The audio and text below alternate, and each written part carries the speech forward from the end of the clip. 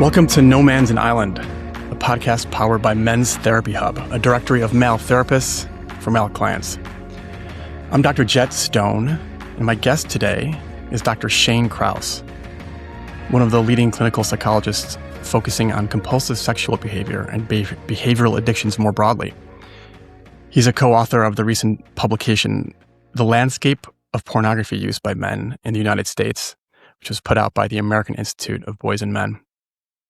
Shane's an assistant professor of psychology at the University of Nevada, Las Vegas, where he directs the Behavioral Addictions Lab, which is a research program focused on addictions that don't involve substances. So not just compulsive sexual behavior, but gambling and gaming. And I wanted to have Shane on our podcast because porn use is the most common unsupervised digital experience in the lives of young men and boys.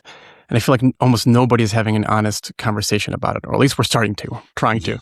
It's understudied and underfunded and has a huge impact. And I hope to discuss what we know, what we don't, about what porn is doing to men. And there's so much ground to cover that we may not even get into gambling and gaming.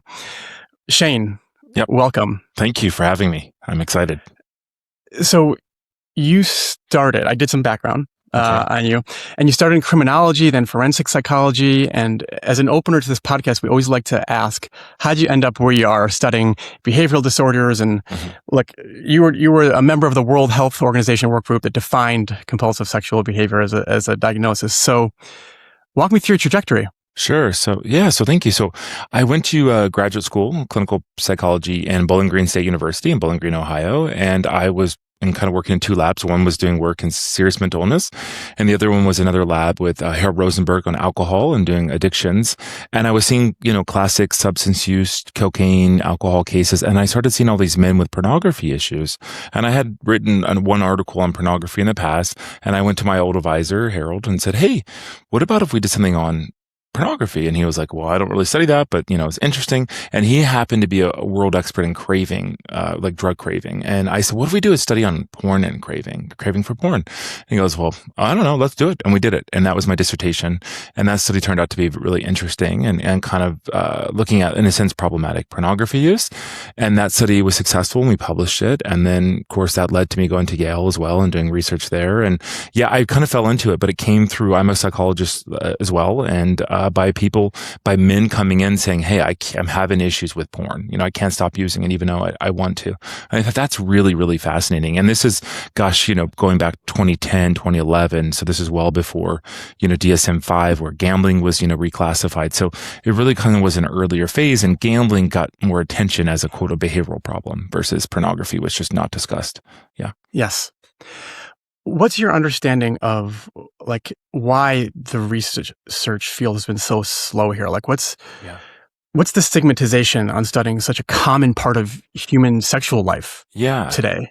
That's a really good question. I think the biggest thing is when it comes to food, right? So when it comes to our food, sex, gambling, these are morally judged behaviors. So if someone's, overweight or trying to lose weight, there's a lot of judgment and stigma.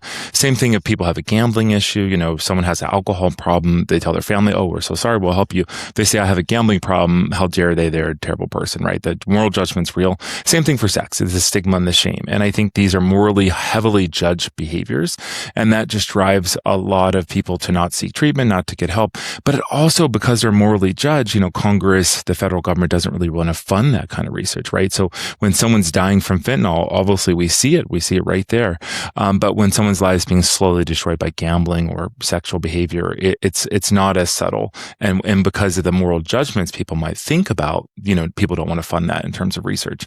So it's really lack of funding is why we're where we are. There just hasn't been the big, opportunities. Yeah. Well, that's why I'm so glad you're on today, because it's the moral judgment not only of the funders or potential funders, but also the moral judgment of the person who is looking at porn, right? That's a big part of your research that I found was the moral judgments.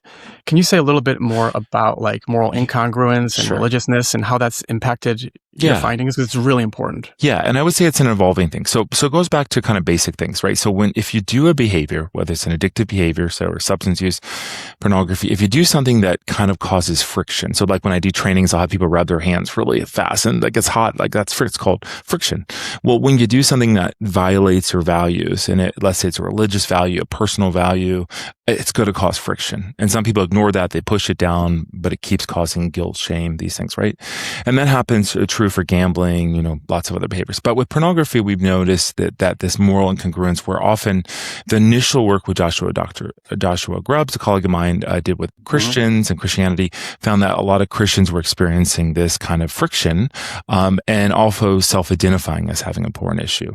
But one of the things that I've written on, and I think he and I both agree, and the scholarship has evolved, is that people can have both. You can have moral incongruence. Your pornography use could say, hey, this is violating my values, and it's compulsive. They're both real. So the issue early in the research was that we were worried about people being false diagnosed. Someone coming in, hey, I use porn once a month, and I'm addicted, and thinking, there's no way. There's no compulsivity here. So that was coming up. But I think through the more and more scholarship we find, I just don't see those clients. I'm not seeing that as much. I think they're there. There is some moral disapproval or disagreement, whatever. But it's really the compulsivity. That's the heart of it. If you cannot stop what you're doing and you need to do it, you need to stop, and it's causing issues, you got a problem, right? And that's the real heart of it. And if you don't have that, like I had a client one time and I said, well, have you ever tried to quit? No. I said, go do that and come back. And he came back a couple weeks later and he's like, yeah, I didn't have any issues. Right. Because it's more a moral issue. Let's talk about doing psychotherapy for your values. That's more helpful for you rather than you self-identifying as having a problem, Yes. And this might be a good time in our discussion to talk about some of the terms that are thrown out there, because, in my clinical practice, I've certainly had people who have come in and been like, I think I might have a porn addiction, or they throw it down, or they throw that line out as if it's like, shared clinical knowledge that porn addiction is a thing. Yeah. Could you walk us through, compulsive sexual behavior disorder versus self-reported porn addiction, or problematic porn use, right? All these different language would be very helpful. Okay. So it goes back to, there was initial really cool work by someone called Dr. Patrick Carnes on sex addiction, really, and sure, he was himself a survivor, really this interesting research of people with trauma often, develop issues later. Sometimes it's sexual avoidance, sometimes it's sexual compulsivity. So he really was doing some interesting work where framing sex as an addiction, traditional addiction framework. And over time that just didn't, and then there was proposed DSM, hypersexual disorder, right? Having high sex drive, excessive behaviors.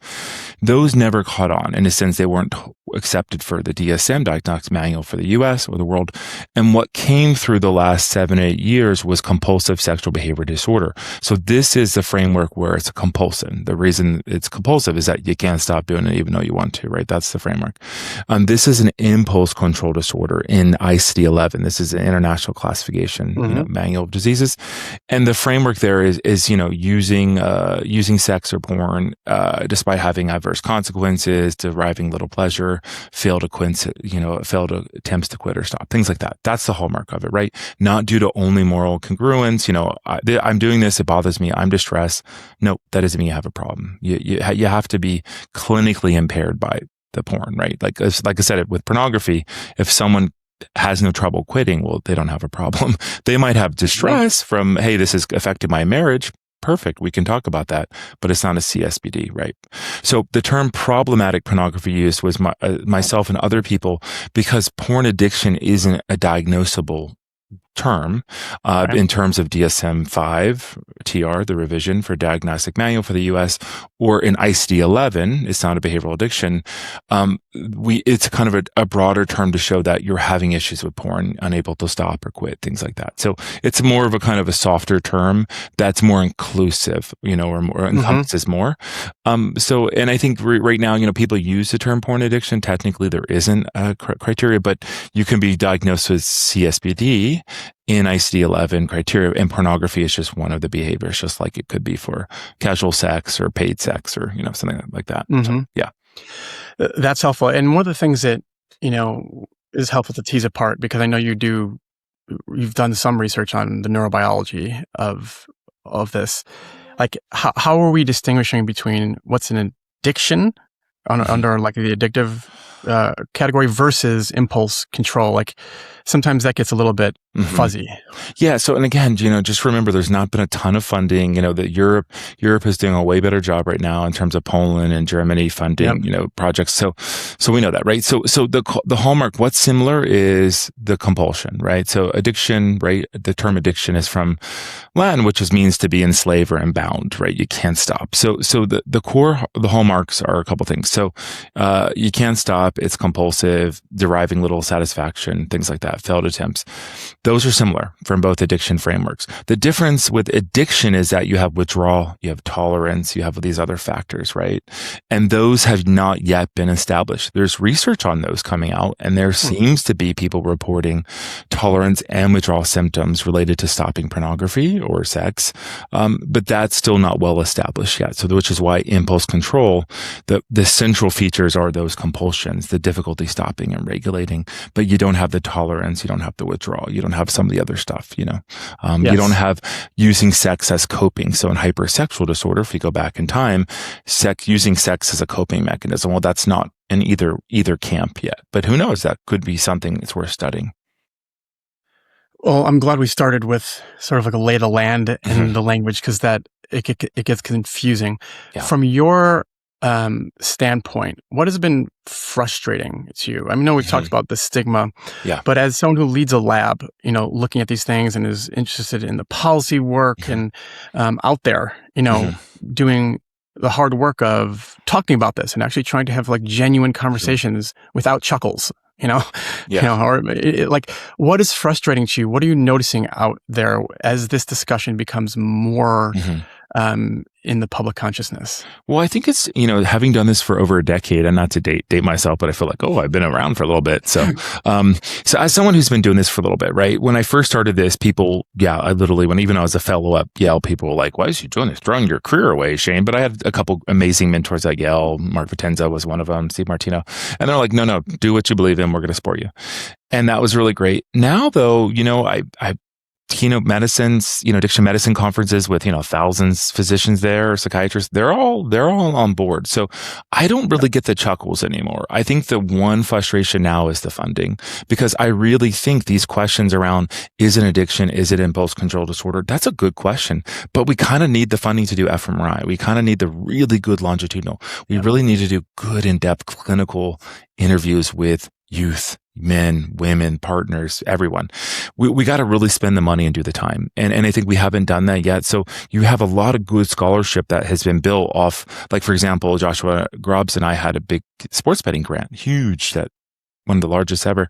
And we did this very successful. We published many papers from it on gambling, but we threw in pornography stuff and CSBD stuff too, because they're comorbid. And we've actually published a lot from that as well. And the funder's cool about it, which we're grateful for. But it'd be much better to have a grant, that kind of grant for actually sex than, so we did a lot of great scholarship, but people say, why didn't you ask this? Well, that wasn't the purpose of the grant. It was gambling, it's sports betting. But we published many pornography papers that I think are now well cited. But if we had actually funded it up front, you could get the in-depth work. So I think my main frustration now is two things. One is people knowing it's a real issue, it really is a problem, and to stop immoral judgments, just like people with food or having weight issues or gambling. So stop the moral judgments. It's not a sign of moral weakness. Right. And then really kind of getting better treatments, because treatment does work, but it's not been well systematically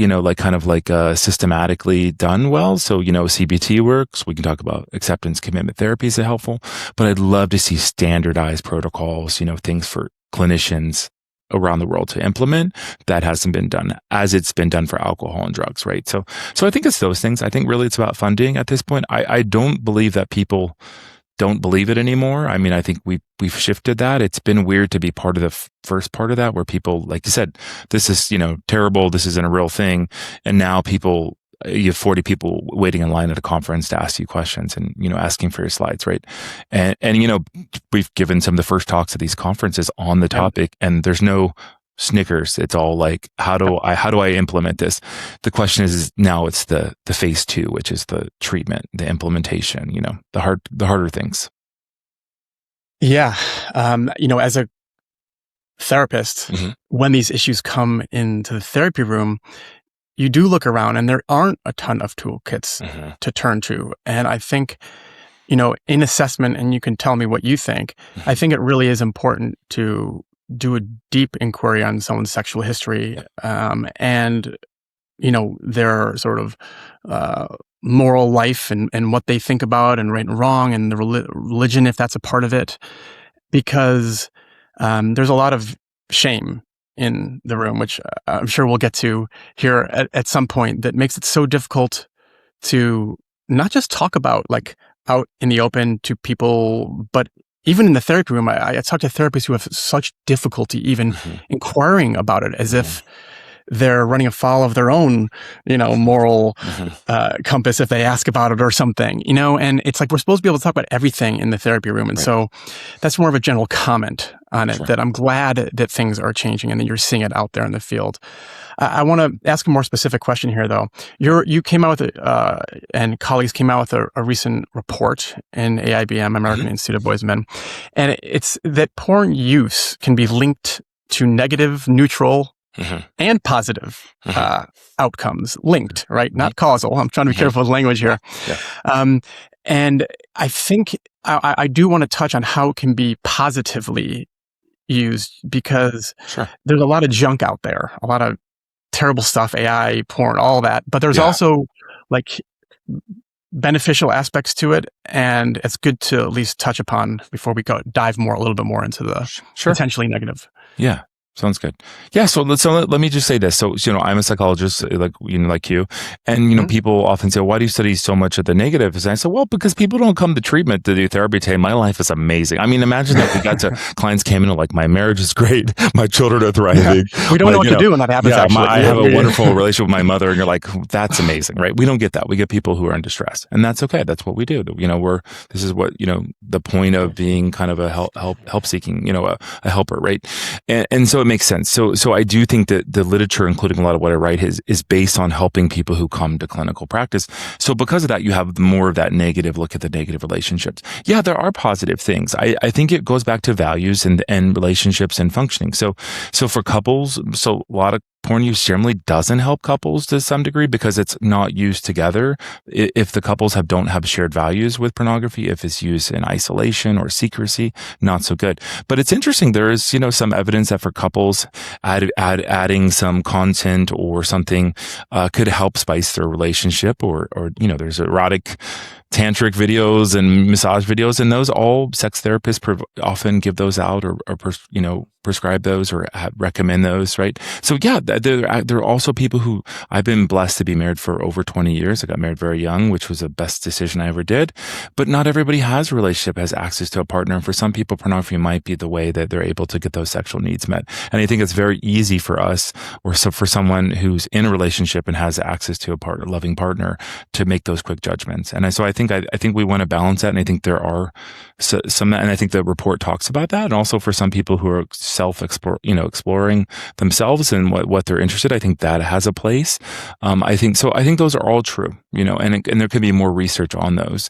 But I think the issue is the majority of pornography is generally done in isolation and secrecy, and not in the other context, which is why we see these problems that we see. A lot of people coming in who are couples are not porn is being done in secrecy, or feels like acts of betrayal or something, right? So that's kind of why we see it clinically that way. Yeah, and clearly there are like positive use cases for it, and there ought to be no shame in terms of exploring sexuality and watching other people have sex. Like that's a human, that can be a human desire.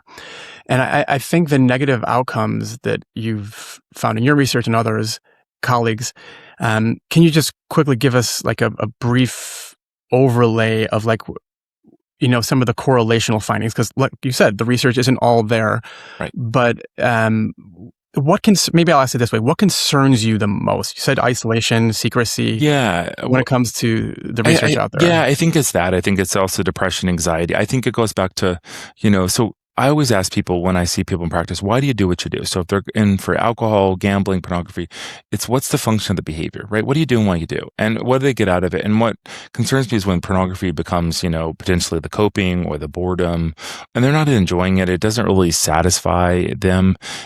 That's the escapism. That's the concern that I have for it. But yeah, I mean, it's correlated with lots of mental health issues. Again, because it's so tied to isolationism and, and the other thing too is, I think pornography is a fantasy, and I think if you use it a lot, and depending on when you start using pornography, you kind of forget that it's not real per se, and then you kind of impose those beliefs or values on someone else who may or may not be interested in those fantasies or those beliefs.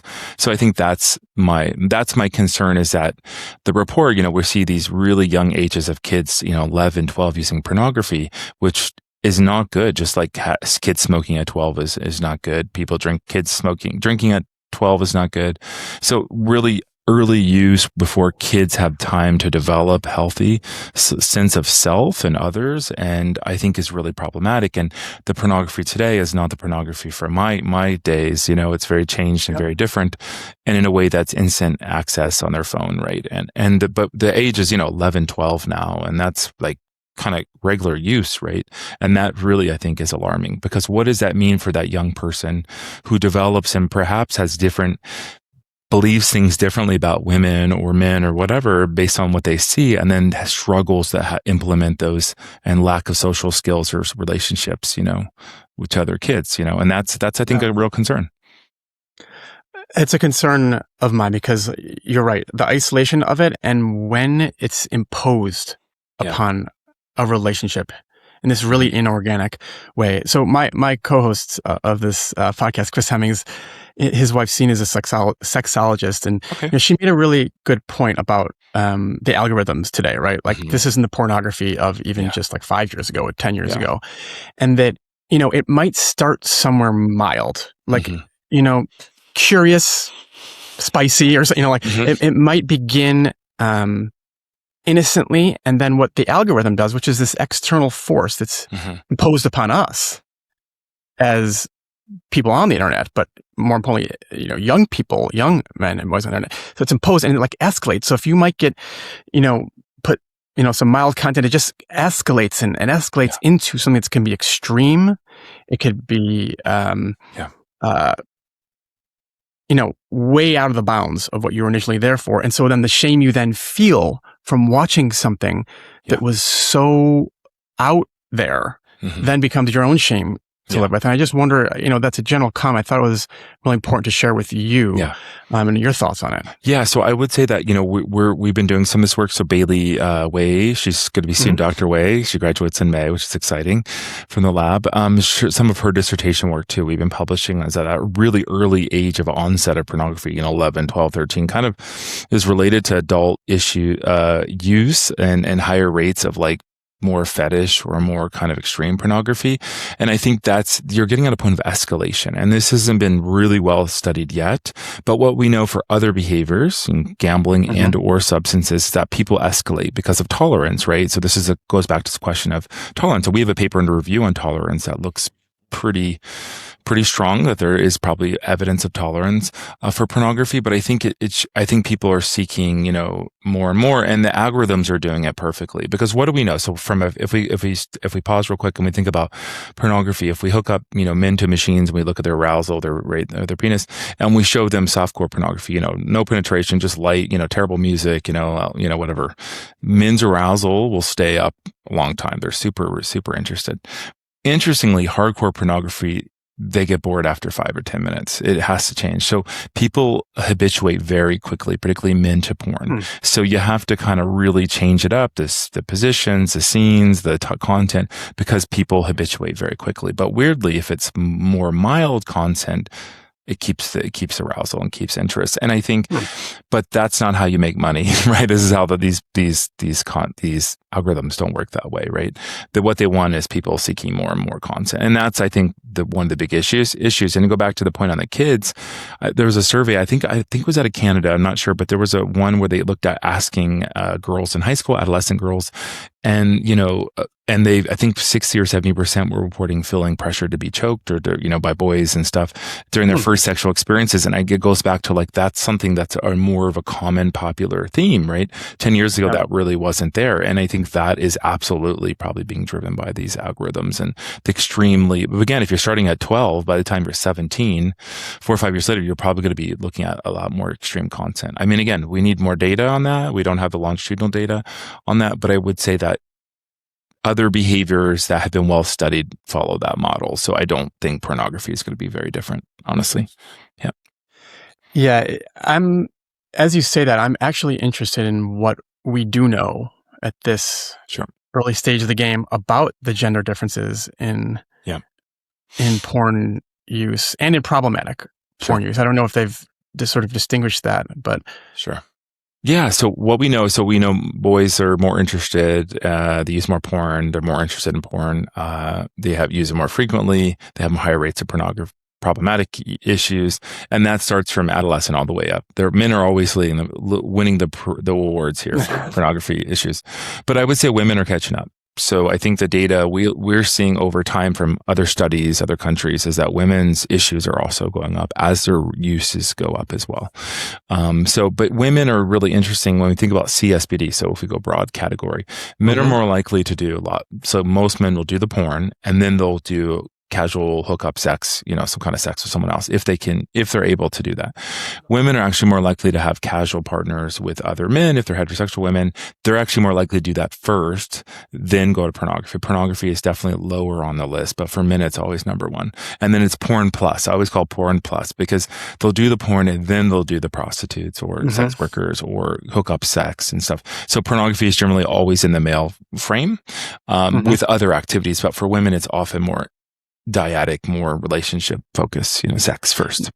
Not a surprise. What's your sense of why it's a porn first with men? I know you might have to hypothesize a little bit here, but I'm not sure. I mean, I think the relationship component of women wanting relationship connection with another person makes sense.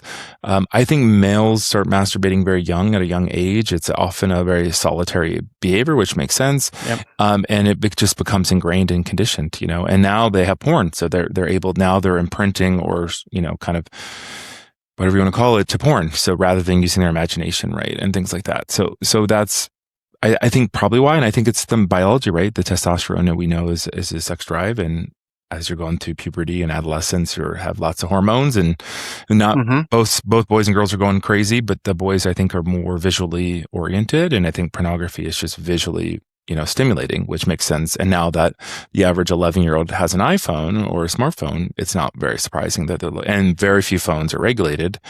They're all looking at porn, right? I mean, it's not just the easy availability of it. It's also what the wife of my co-host was saying. It was like it's bastardized the production of videotaped sex in a way that it can be an art. It can be done tastefully. Right. And I think that with AI and with the amateur use of it across tons and tons of websites, and men willing to pay for it. Like they're more willing to pay for OnlyFans than they are like a ChatGPT subscription. Like I think I saw that somewhere. Like that it's really corrupting the fantasy life of sex in so many ways. And I think that's just another general comment that why this research is so important now, because we're in uncharted territory. Yeah, we have a paper on OnlyFans that's out, so it's not published yet. So, but I would just say, just give you a tip, is that we call it lonely fans because unfortunately the driver for these men who are willing to pay is loneliness and mental health and I'm not. So I think there are people who buy content who are not struggling with lonely, but you see this older demographic of men who are more isolated and alone. I think all people want connection, or most people really want intimacy in different ways. And I think if you're not able to do that, if you pay for it, maybe you feel more connected to that person. And I could understand that happening. And I think that's probably why that's growing as a market. The question of the content and all that, and the being pirate, what's pirated now is a whole different discussion. I don't know the article, but talking with Joshua Grubbs a couple of years ago, he had told me that a lot of porn that was pirated first, so the more extreme stuff got pirated, which became then mainstream, right? And then more extreme stuff became mainstream, and then they kept upping, and it's really what was pirated. So a lot of where we are now, the extreme stuff was all taboo, but that's what got pirated and put on the websites, and that became mainstream, right? And now it keeps upping the ante. So it's an interesting time. I mean, I think like I said, it's a huge topic. And I think we're not having a conversation. We're having few conversations around it, I would say. Yes.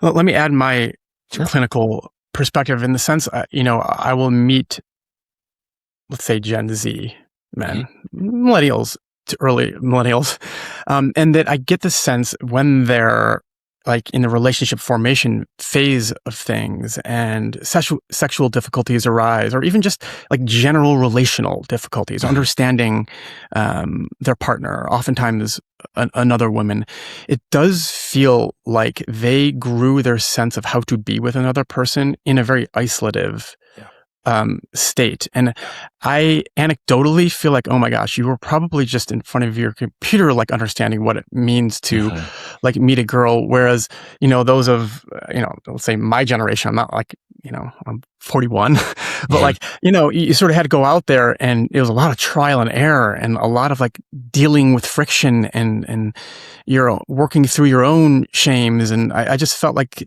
that trial and error was something that's like very important to adolescent development. And I'm putting that out there as an idea of, but I don't know if it is well supported. I think it's an important question. I think things are different though. I think you're right. Like young people texting now rather than have a conversation. I think this technology is just how, it feels less anxious.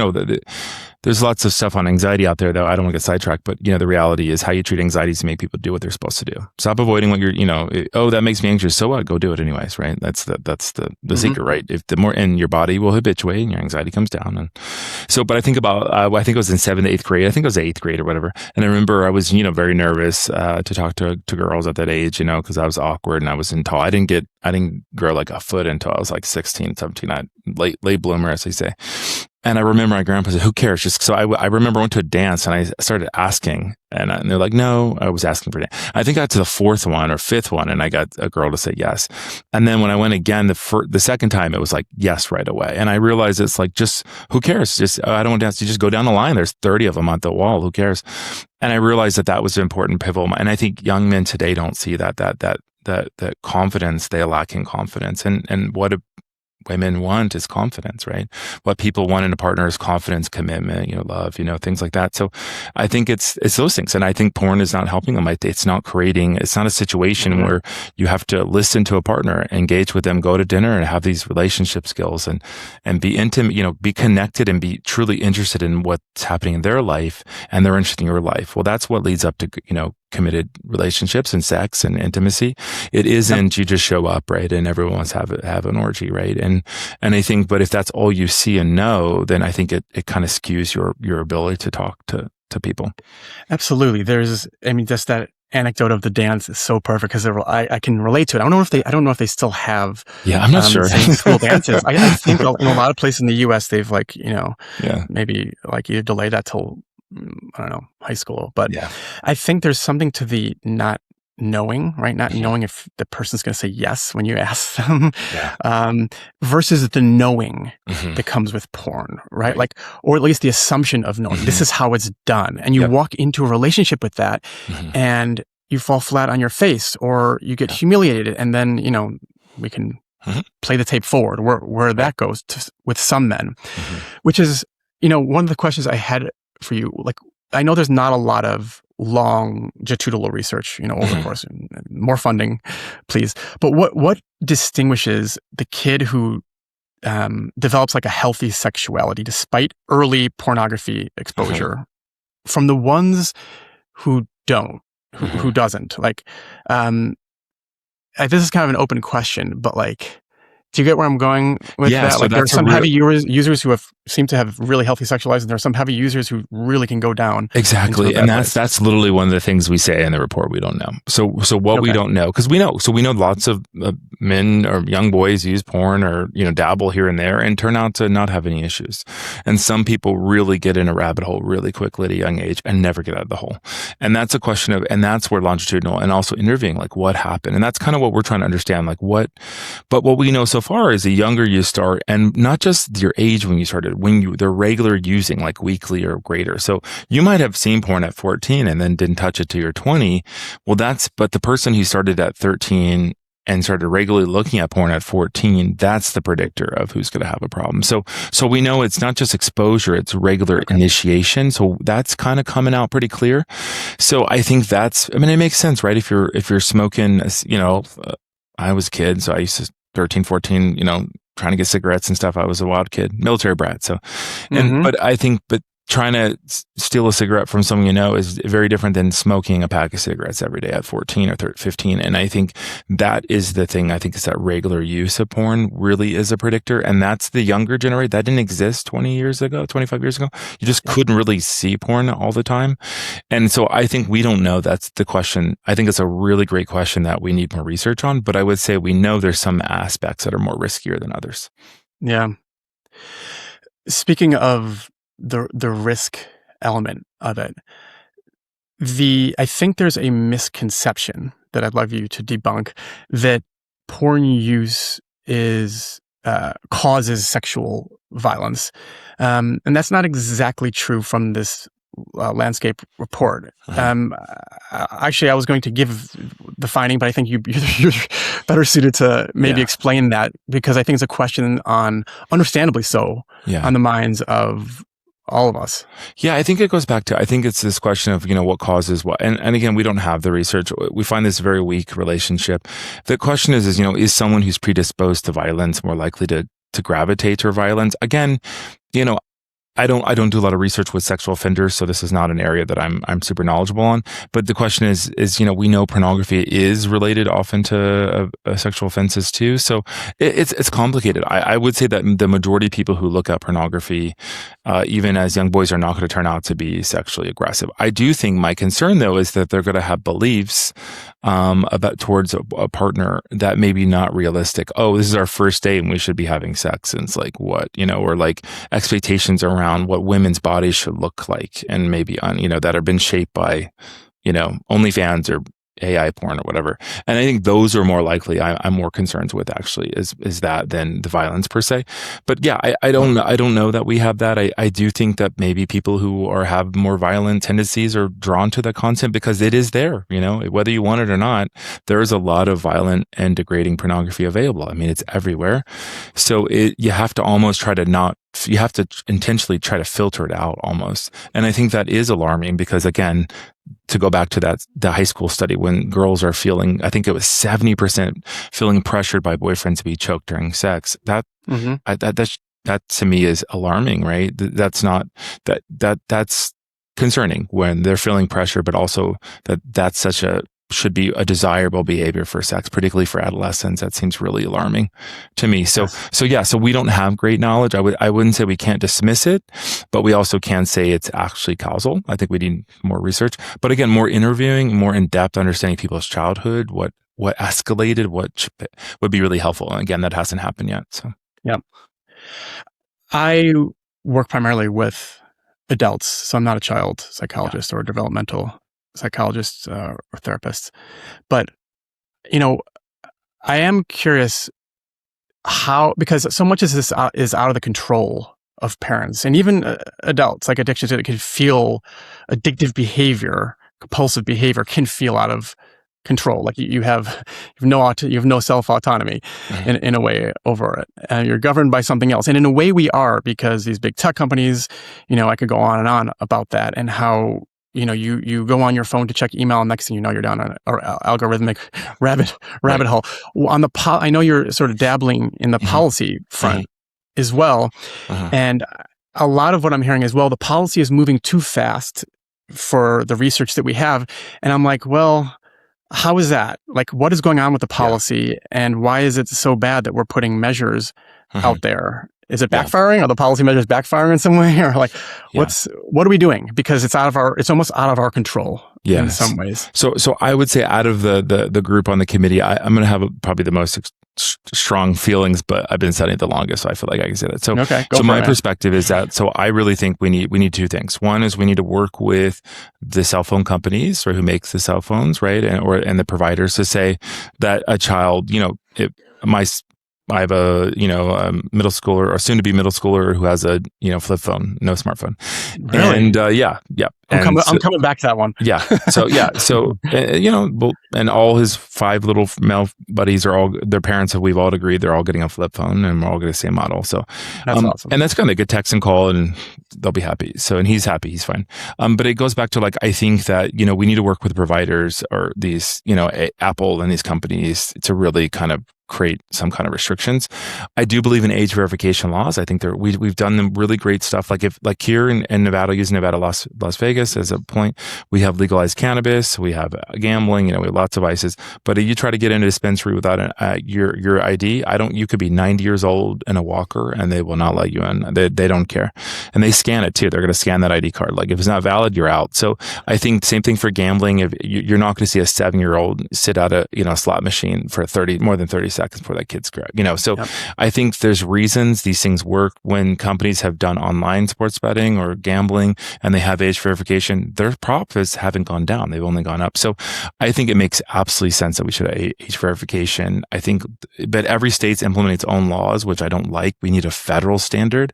And again, there's ways to do it with that don't track adults. I don't want people's private life to be tracked. At the same time, there's ways to get like a cookie or something that just says, yep, this is an adult, browser. It's been verified, and they're good to go. But for a child's phone, child tablet, it's just not an option. And again, and I think that should be the default. If you're a minor and you have, minors' phones are under a guardian or parent or, grandparent, and it's easy to just have that phone it's a minor phone, and they just can't do it, even if they want to.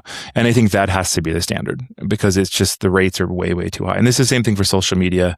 No social media under 16 would be a hard rule I would support. And also no smartphones before high school, at least. Same thing. Again, your kids might think they need a smartphone. Oh, they'll be out of their friend groups. No, they won't. They'll be fine. And if you do it and people do it, then everyone does it. Then we don't have this issue. But the corporations and companies don't care. I mean, the only way is through litigation, as you see, that will start, and it's going to keep going. And so you're kind of implying with what you're saying is that a lot of porn use is consumed over the phone. Oh, almost all the phone. Yeah. It's 95%.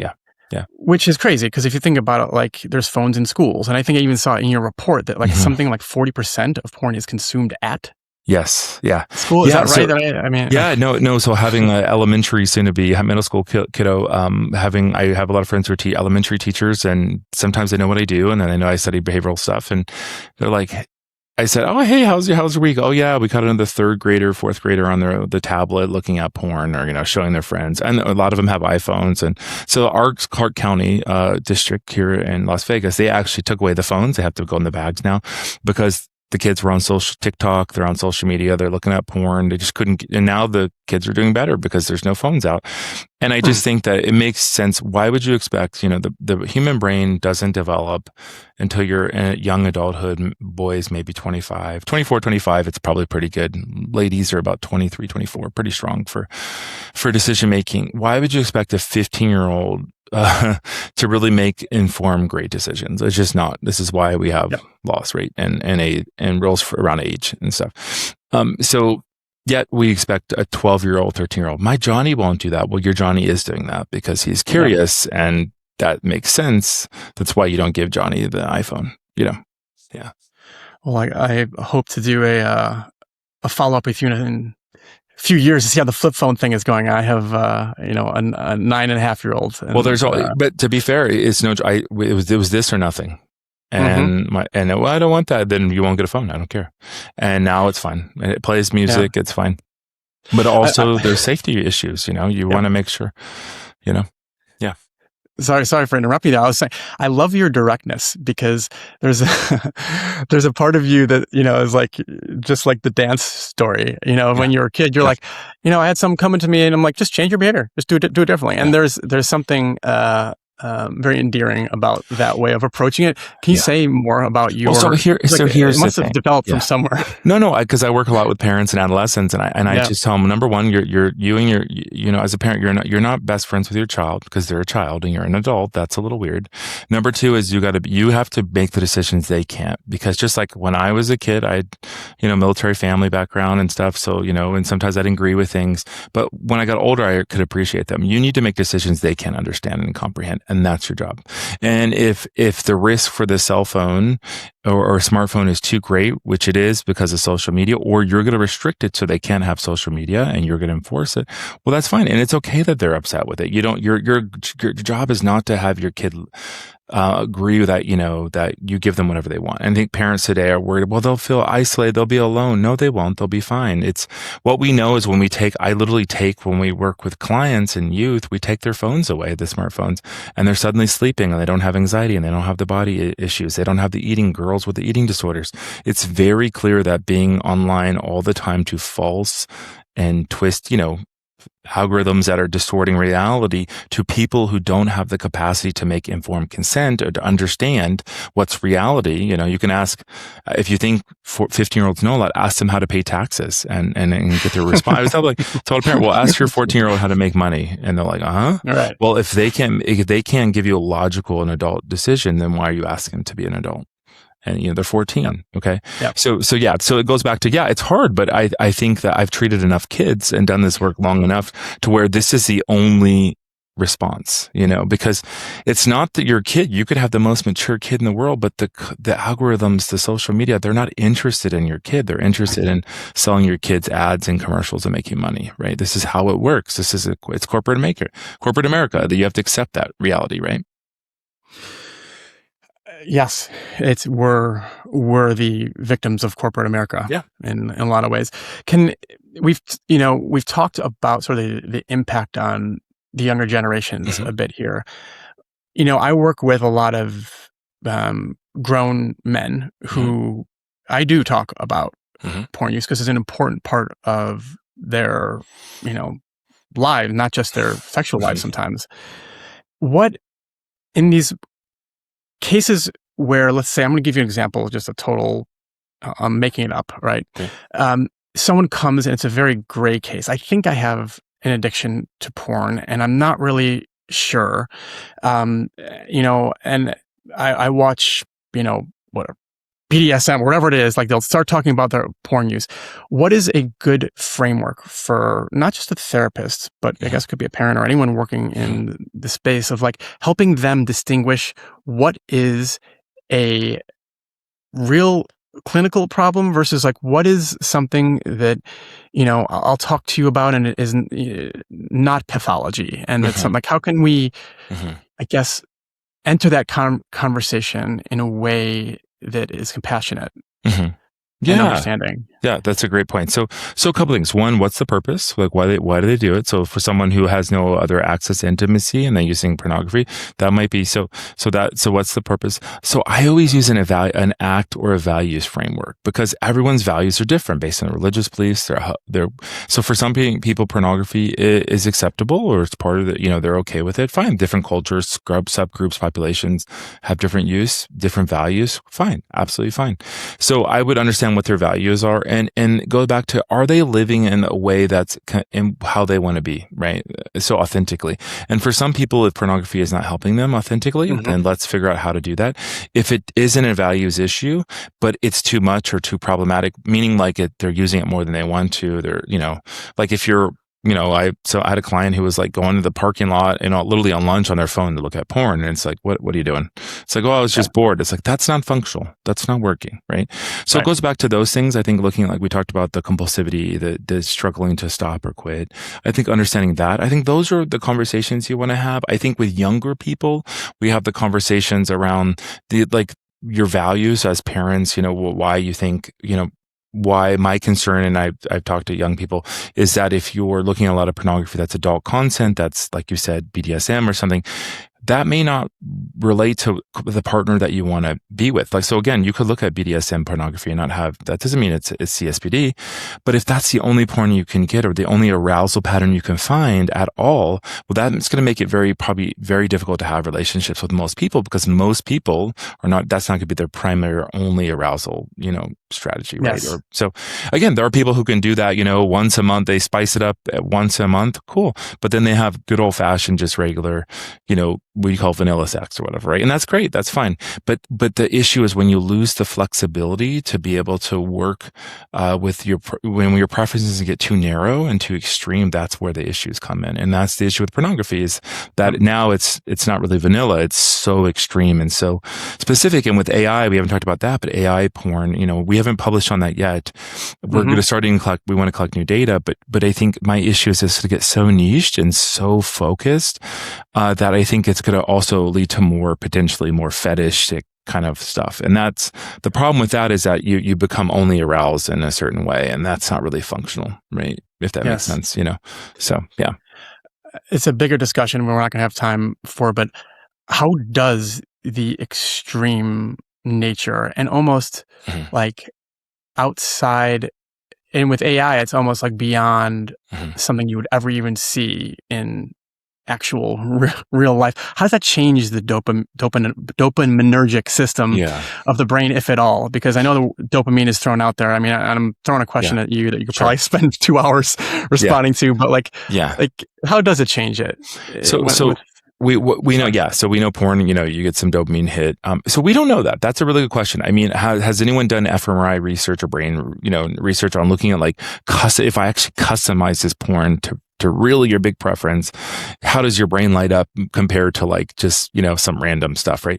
I don't know. We don't know that. But I would say, I'm going to take you do a parallel. So I do sports betting stuff, and we've been doing a lot of cool stuff there.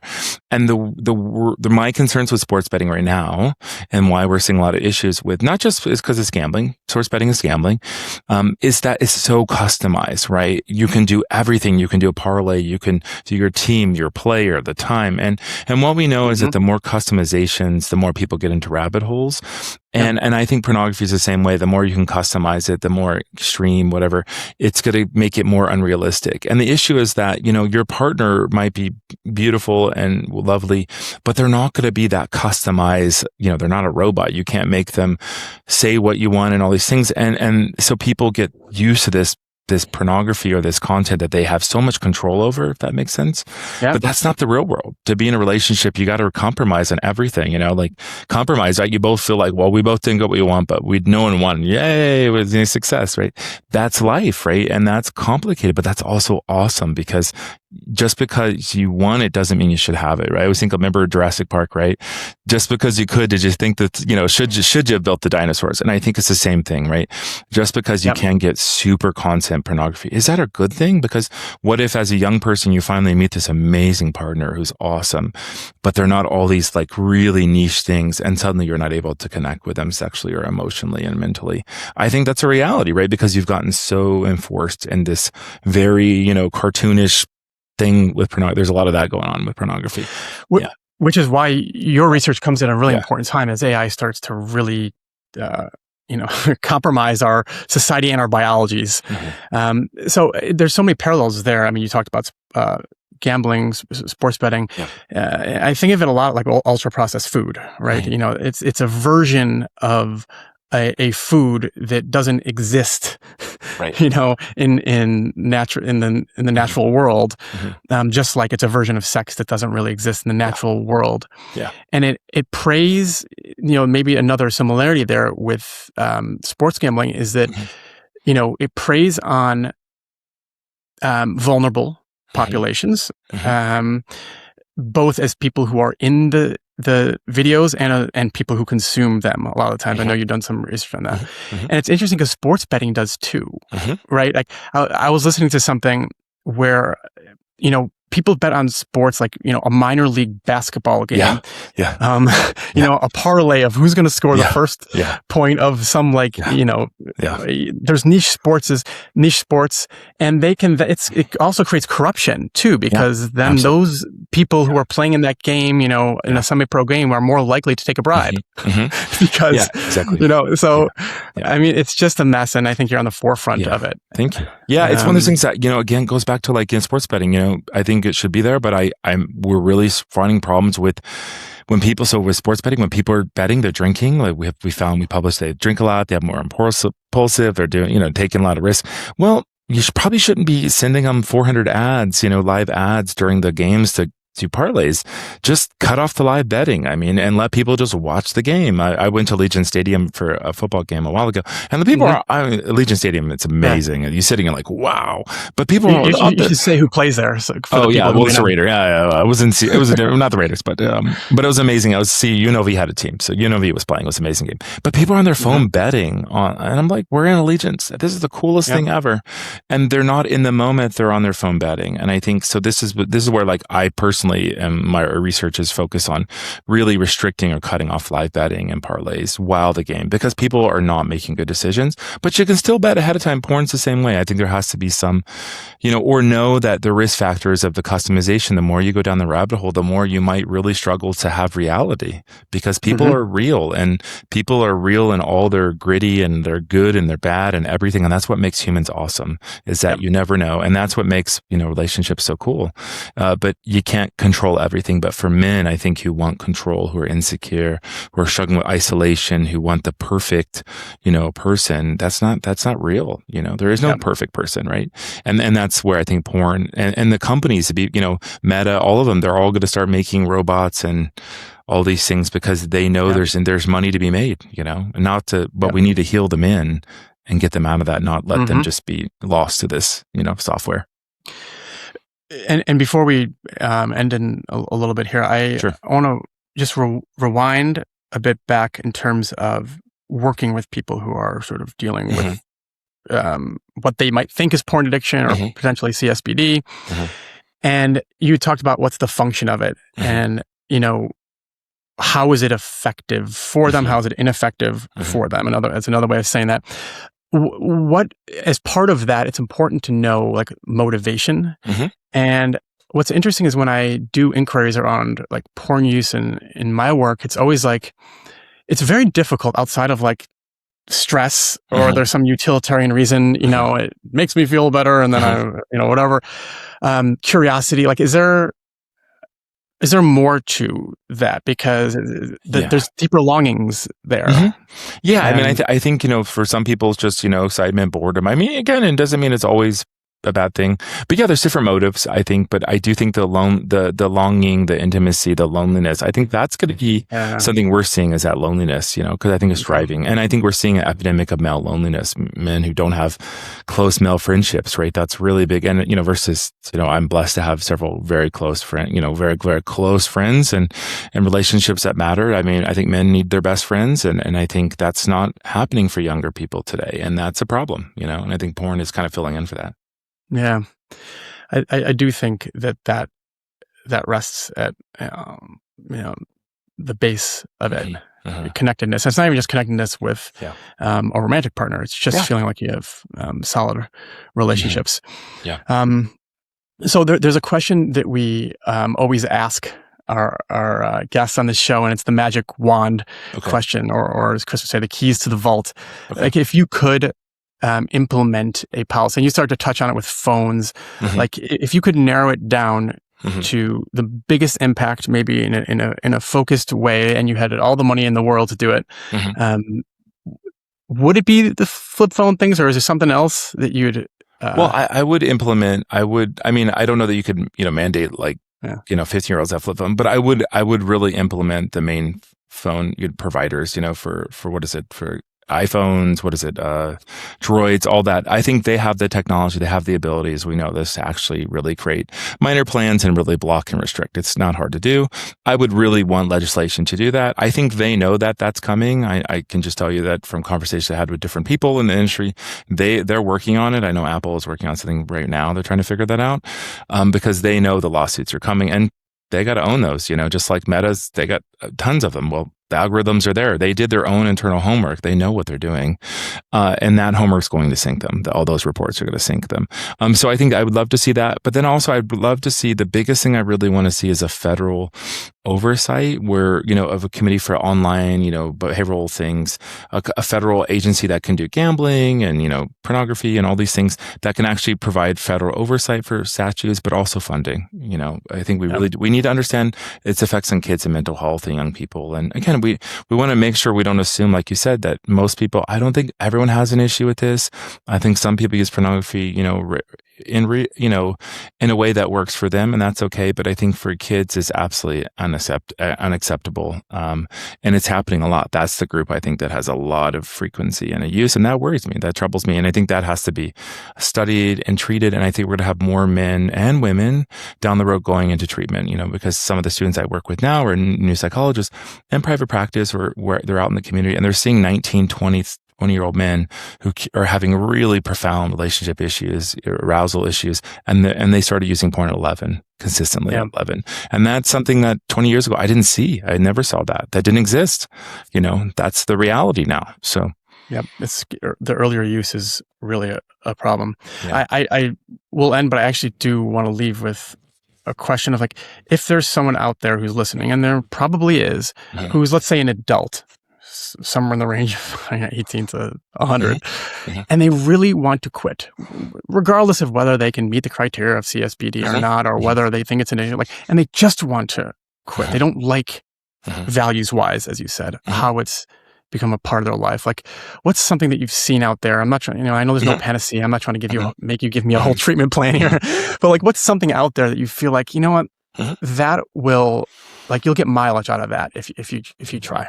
Yeah, I think there's tools. I mean, I would say that if you're having an issue, see if you can talk to a buddy or a friend to help you be accountable. And again, I think if you're acknowledging that, you think about how to restrict your own access or other things, tools that you can use. I think talking to someone else about, I think going back to and ask yourself, why do I do what I do? And then can I get that need met elsewhere? So there are people who asking young men masturbate regularly. It's pretty normal and healthy. So can you do that without pornography? And at first it might be difficult, but over, a month or 2 months, you don't need pornography because, the plumbing still works without porn, right? And you just have to shift the behavior. And there's those things too. So I think there's that. I think, if they're really struggling, maybe seeing a therapist or a counselor could be helpful.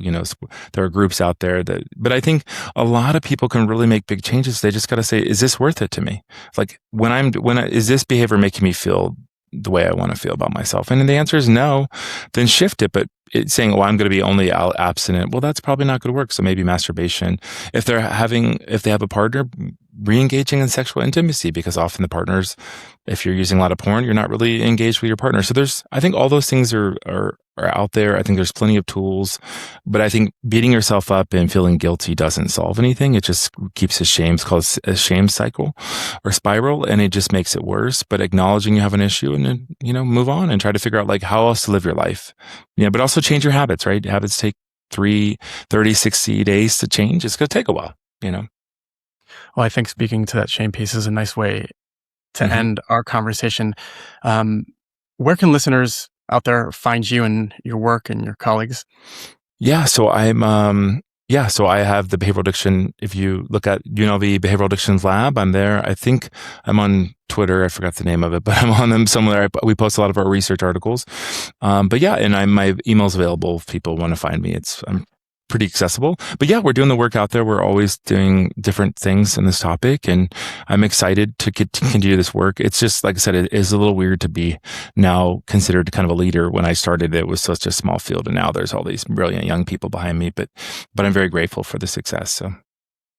Well, that's great. And even just talking to you today, it's very liberating to have a normalizing conversation, with taking the shame out of the room as much as you can and just finding the language for it. So appreciate you coming on. It was a real pleasure to have you. Thank you so much. Thanks for listening to No Man's an Island. If you enjoyed this, please share, like, and subscribe so more people can join in the conversation. This podcast is powered by Men's Therapy Hub, where you'll find more resources, support, and a directory of male therapists for male clients. Don't forget to follow our Instagram and TikTok at Men's Therapy Hub. The music is by the Swedish artist Reindeer, spelled Raindear. Thanks for joining us. See you next time.